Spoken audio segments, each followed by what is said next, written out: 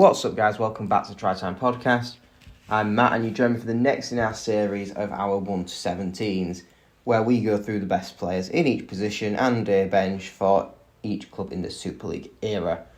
This week, we're going to Castleford Tigers, and if you've not seen the Premier League before, go check out some of the previous ones we did. Likewise, if you want to see any teams in particular, let us know and subscribe, because if we get to 1,000 subscribers, we will be giving away a rugby league shirt. So you never know, you might be the lucky one. And without further ado, let's jump into our first player, which is Luke Dawn.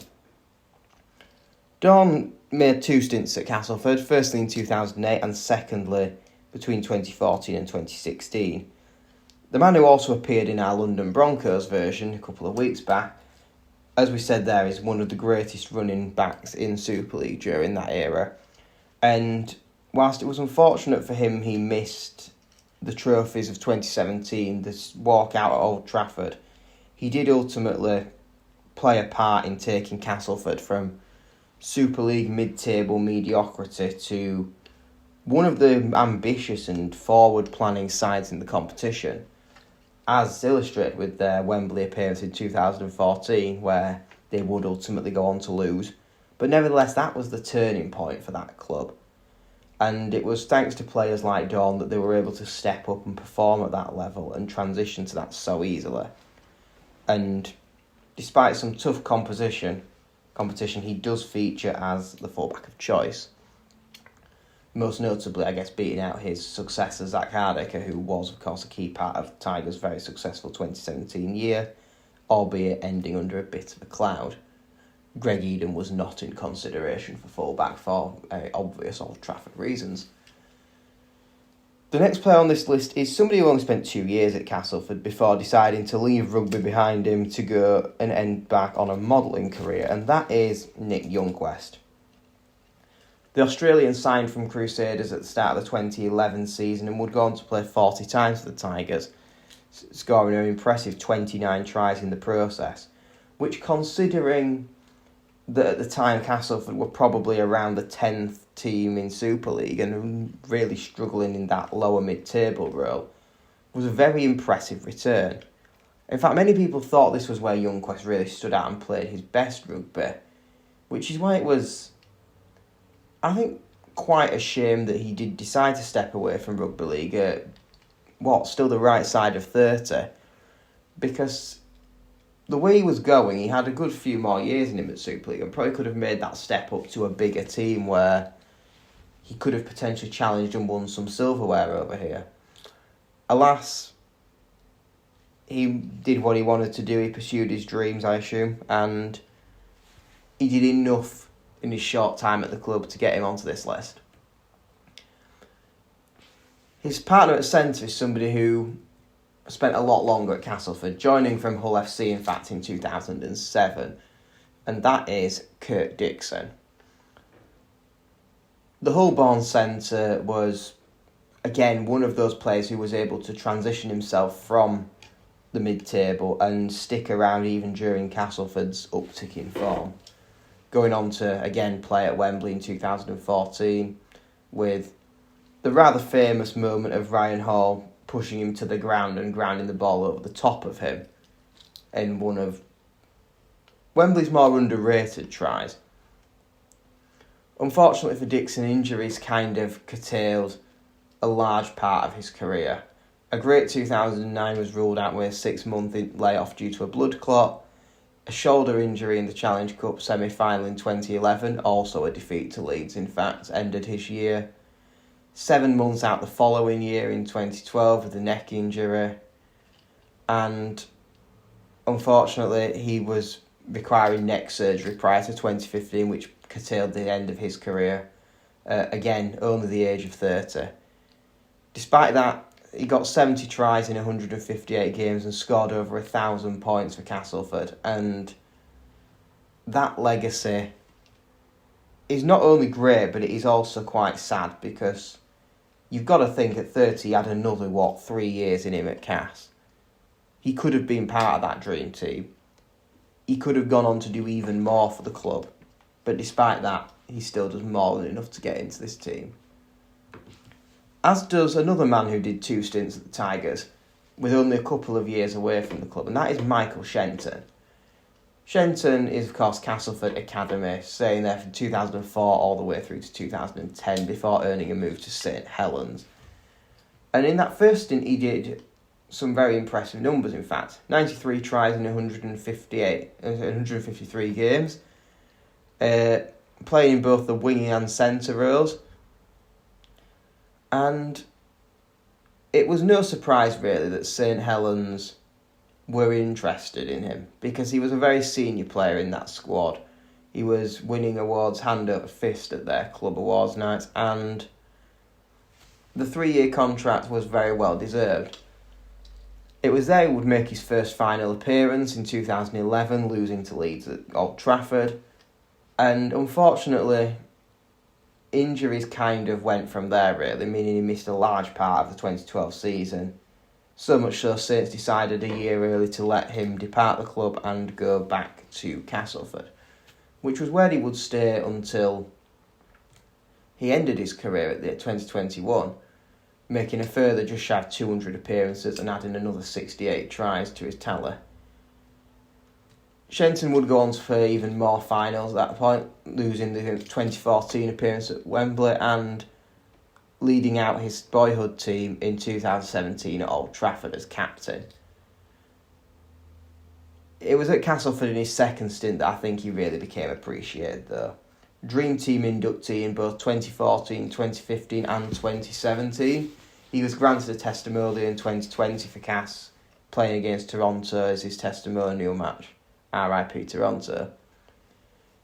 He would go on to have one final Wembley hurrah in 2021, when Castleford ultimately lost to his former club St Helens, meaning despite some really good honours in his career, he was unfortunate to never actually win a trophy on one of the grandest stages of all. On the other wing, we've got a man affectionately known as the Tank on the flank, and that is Justin Carney.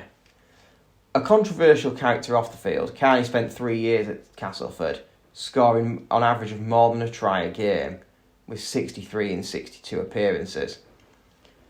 Carney would ultimately leave under a bit of a cloud, signing for Salford in 2016.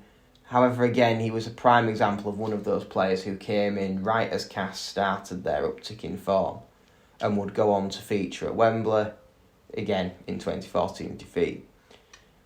When he was suspended in August 2015 and not play again before joining Salford, it was something of the beginning of the end for Carney. He would go on to be banned for racial abuse. He left Salford by mutual consent, signing for Hull KR and retiring at the end of the season. He did go into a player coach role with the team down under called Albury Thunder, where he was given a lengthy ban. So it sounds like despite everything, Carney hadn't quite grown up at that stage. And again, it's a case of what could have been. With his fantastic try records and all this at the age of 26, 27, Carney could have been one of the key players as Castleford continued to grow forward. And you start to wonder whether or not this 2017 side, I guess, would have gone on to have the same success, but also whether they could have actually taken more silverware as time went on with some of these players, had they have really kicked on and come into a prime. But there's no probably bigger wasted potential than the man who comes next on this list, and that is Rangi Chase. It was probably at Castleford where he played his best rugby, and from there it kind of went downhill. Staying at the Tigers for 6 years, between 2009 and 2014, Rangi would make 130 appearances, scoring 47 tries in the process, winning the Man of Steel award in 2011, featuring for the Exiles before ironically finding an English passport to play in the Four Nations. A lot has been made of Chase in his career, and undoubtedly he was one of the most talented players on his day in the league. So unpredictable, even his teammates didn't know what he was going to do. After leaving Cass, he would go on to play for Leigh, returning to the Tigers for a brief cameo in 2016, before going on to Widnes, Doncaster, West Wales and later Rochdale, with a nice 2-year UK anti-doping drug ban thrown in the middle for good measure. Without further ado then, let's leave Rangi behind us and join his certainly more, in theory, professional half-back partner, and that is, of course, Luke Gale. Gale came into Castleford around Chaser's departure and provided that spark that people were concerned would be missing. Winning the Man of Steel award for Castleford in 2017, he would go on to appear for the club at the grand final. And we all know it didn't work out for them, but, Luke Gale could hold his head up high after that season. Scoring 1,000 points for the Tigers in 104 games, you could see the talent that was there. And you could see even before that. Great stints at Harlequins, was solid for Bradford, and he would ultimately leave Castleford to return to his boyhood club Leeds and go on to lift the trophy at Wembley in 2020 as captain, beating Salford in the final. For Luke Gale, it's a poignant one, as he will ultimately retire in a few weeks for Wakefield, where he has spent the large part of last season in the end of Super League and this year in the Championship. And do you know what? He's had a good career and deserves to get the send-off he has, because a legend of rugby league in West Yorkshire. Moving into the forwards now, we're going to start burning through one of the other Aussies in this, and this is, of course, Grant Millington. A 10-year stalwart of Castleford, making just shy of 250 appearances. He's the record holder, in fact, for Castleford Tigers appearances for an overseas player, and widely considered the club's greatest import. A skillful ball-handling forward who always seemed to come out the right side of the defensive line. Millington was a thorn in the side of many opposition players and undoubtedly deserves his spot in this team. Joining him in the hooker role is Paul McShane. Another Rhinos Academy product, McShane left his boyhood team at the end of 2013 after struggling to dislodge a combination of Rob Burrow, Danny Badeiras, and would ultimately be replaced by Paul Ayson. Away from Leeds, however, it was where things started to kick off after a very successful couple of years at Wakefield Trinity. McShane was snapped up by Castleford Tigers for the 2015 season, and that's where he would go on to spend the rest of his career, retiring at the end of 2024. Making 220 appearances and scoring 31 tries in the process, McShane established himself as something of a Castleford legend and would go on to play in two major finals for the club, again the 2017 and 2021 Challenge Cup respectively. Prior to his retirement, he was appointed club captain in 2022, a testament to how highly thought of he has been under numerous coaches with the club. And again, we talk about the biggest little men in rugby. At 5'6", in the modern era, McShane has to be right up there as one of the best of his size to ever do it. Joining him in the pack in the second prop position is Andy Lynch. Again, something of a Castleford stalwart, playing at the club for two stints. Firstly, in 1999 through to 2004, returning to the club to end his career in 2014, where again he would also bow out in the grand final of 2017. Lynch debuted for the club firstly in 1999, which is where he would turn professional, and featured on the cusp of international football, even back then, playing for what was then England A in their South Seas tour of New Zealand. In 2003, he really broke out, however, getting selected for the Super League Dream Team and earning his move over to Bradford, signing there for 2004.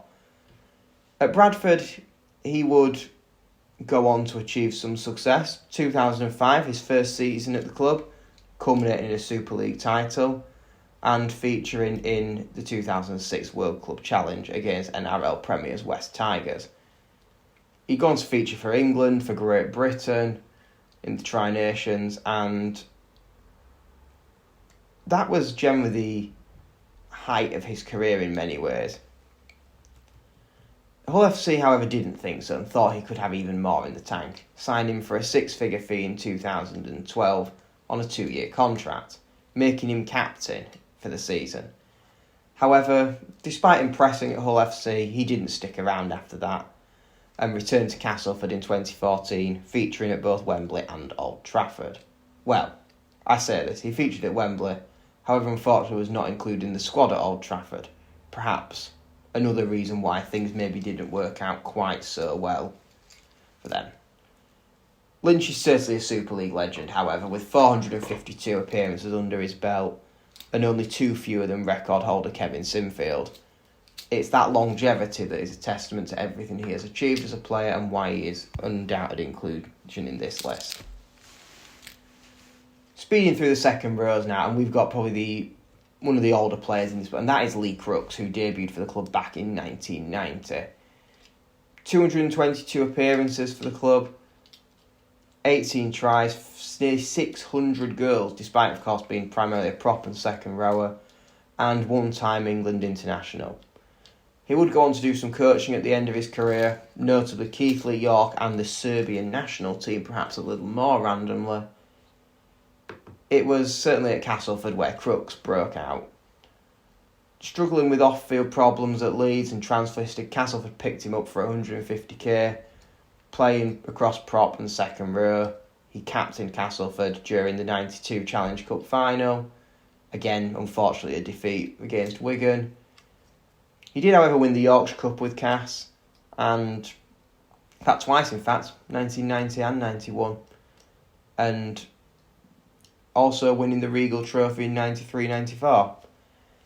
His honours might have come pre-Super League era, but as his career spanned both, it seemed unfair to not include the now 61-year-old into the Castleford Dream Team, where it is ultimately deserved for his impact on the pitch. Another man who didn't stick around too long but certainly made an impact while he was there is Mike McMeekan, who, born in Basingstoke, is probably one of the best players to not come out of the Heartlands. Signing from London in 2015, McMeekan would go on to make 140 appearances for Castleford and featured again in the 2017 Grand Final. McMeekan then earned his move to Catalan Dragons, initially on a 2-year deal, but where he would stay there for 4 seasons and has left at the culmination of the 2024 season. The 30-year-old will be going back to West Yorkshire to see how Wakefield Trinity get on.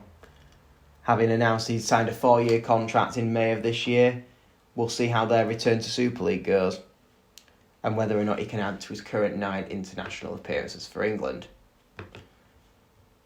Now, at loose forward there could only be one man, and it's a man his legacy so great they even did a shirt tributed to him, and that is Adrian Vowles.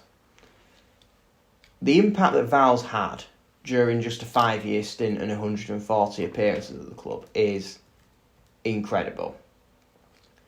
In fact, considering his first couple of seasons were quite average, in fact, it was 1999 at loose forward where he really broke out, getting into the Super League Dream Team and becoming the first Cas player and first Queenslander to win the Man of Steel award. Despite me saying everything I have about him being a Queenslander, he was a Scottish representative, in fact, for the World Cup in 2000. It was at Castleford where he would go on to, finish his time up in England. Having initially moved to Leeds, before making a mid-season switch to Wakefield, accepting a player-coach role, he was released early on in the 2003 season. Well, earlier in the 2003 season, returning for Castleford to play for the final 3 games of that year. He would again briefly play in their 2005 promotion season, helping the club out of the second tier. Moving on to the bench then, and we're going to keep this one quite brief because I'm conscious we're 20 minutes deep and we've spent a lot of time on the starting squad. So on the bench we have Darrell Clarke. While he hadn't got the cast longevity to knock McShane out of contention, the talent was certainly there. Winning, of course, the Man of Steel award in 2000 and... I've forgotten now. 14, albeit that was his final year at the club. And appearing at Wembley again in that Challenge Cup final. Clark was definitely well replaced, and arguably McShane has had more appearances, more finals, and probably therefore gets in, albeit Darrell Clark would go on to have an incredible career at Warrington and a relatively strong start to life, replacing James Roby at St Helens. Next up, we've got Craig Hubie, who would spend 12 seasons with the club between 2003 and 2014, making one shy of 200 appearances. It was in September 2014 he would go on to join Huddersfield, where he was probably most infamous for his interesting off-season antics that he wasn't even a part of, involving Brett Ferris. Another member of the Challenge Cup final squad, Craig Hubie ultimately missed the 2017 success, having left Huddersfield to sign for Wakefield at that point. A bad shoulder injury would ultimately end his career in February 2019, eventually leaving the club by mutual consent and retiring in the summer of that year. Next up is, keeping the running theme of some off-the-pitch arguments in place, is the man who was, well, I don't want to say respond, that's the wrong word. The man whose partner Justin Carney's antics caused him to be suspended for, and that is Nathan Massey. Massey is a very well-established forward for Castleford, staying from 2007 through to 2023, making over 300 appearances before having a swan-song year at Featherstone before heading into retirement. For Massey, he was ever dependable at Castleford and went through the highs and the lows, featuring the Championship, making his debut for Super League in 2008, going on to play at Old Trafford, at Wembley, and doing it all really with his boyhood club, and probably a player who deserved more trophies than his career brought. And lastly, the definition of a two-season wonder, and that is Denis Solomona. Solomona probably could have started had he have left under less controversial circumstances that tainted his Castleford legacy, because 60 tries in 45 games is honestly one of the most incredible records that I think any of us have seen. Since tearing it up at Castleford, having been initially signed from London, and breaking the try record for 37 tries in a single season in 2016, a record held by Callum's favourite Leslie Vinocola, it would be a shame that he never got to feature in any major finals, and we couldn't see what he could do really in the world of rugby league. Because it was in 2016, the end of that season, he would go on to sign for Sale Sharks rugby union side, where he'd go on to have a pretty decent career, representing England 5 times in 2017. He has since returned down under to Highlanders, where he's played since 2022, as I understand. And that is my Castleford 17. So let me know who you guys want to see next. And yeah, thank you for joining, and until next time, goodbye.